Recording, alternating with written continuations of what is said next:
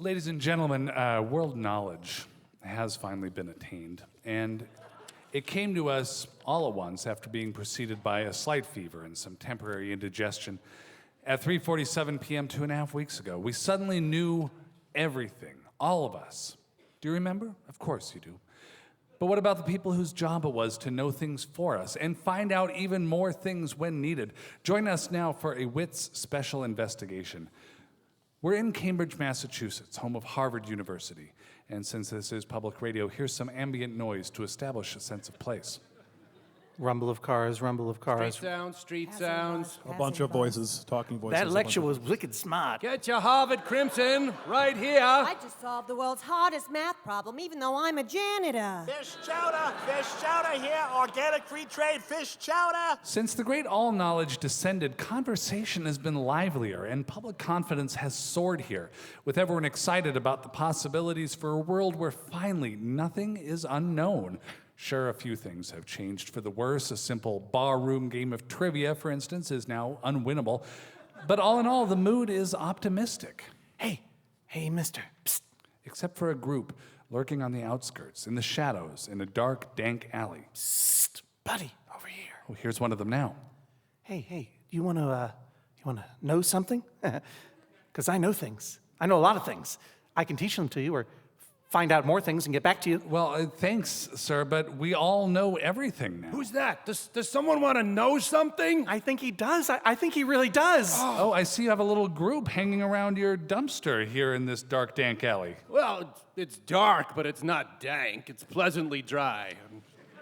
Don't get carried away, radio man. Oh, apologies, but who are you? We're a post-apocalyptic gang. The apocalypse being The time when all became known on that day long ago. 2.5 weeks ago. Is that all? God, time flies when you're in a roving gang of outlaws. Boy, howdy does it. Do you really rove? Well, you know, we're planning on it soon. Every intention of it, we're brainstorming some ideas. But for now, it's kind of hard to leave where we know.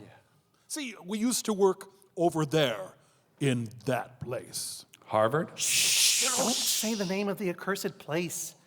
For once we were kings there, imparting the wisdom and ways of the world, divining further knowledge, then suddenly... You were professors. Tenured. Published! Now we eat garbage from a dumpster. And we rove. Well, we plan to rove. Someday, soon. I once taught biology. Oh, history here. I was a professor of mathematics. And sure, I taught too. Go on, say it. I taught pop culture studies. God. Like anyone ever needed that. But nobody needs any of you anymore, correct? They think they don't, but someday they'll learn that... Oh, God, no, they won't. There, Professor. It's so cold. But not dank. I can't take this anymore. Biosynthesis is an enzyme-catalyzed process in cells of living organisms in which substrates are converted to more complex chemical compounds. I know. King Charles VII of France invaded Naples to claim its crown on February 22nd, 1495. 1495. Yeah, of course he did. We all know that. A rational number can be expressed as the quotient or fraction a/b of two integers with the denominator b not equal to 0. I know. Meatloaf's next album will be titled Hell in a Handbasket. I wish I didn't know that, but I do. Come.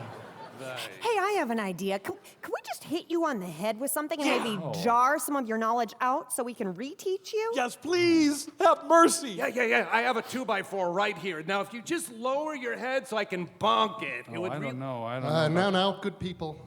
There's no need for head bonking here. What? Why, it's extremely famous author Neil Gaiman.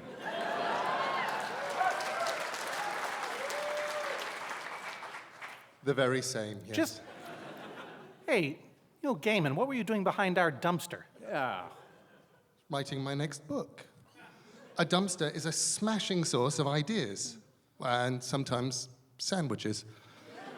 But mostly ideas. Well, Neil Gaiman, how come the Knowledgepocalypse hasn't affected you? Yeah, you look great. Your clothes are perfect. You look fit as a fiddle, happy, and you have a personal sandwich. Yeah, from our dumpster. Yeah. How did you escape? Well, friends, in my profession, it doesn't matter what people know or don't know. I just make stuff up.